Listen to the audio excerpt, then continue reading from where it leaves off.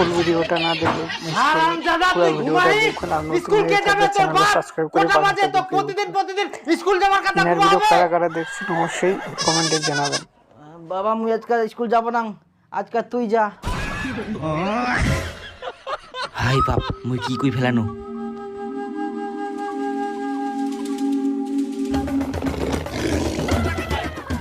না মানে মুই ঘটা থাকি যাবা কচিনো আর তুই বুঝি আজ স্কুল যাওয়ার কথা কচুম করতে মুই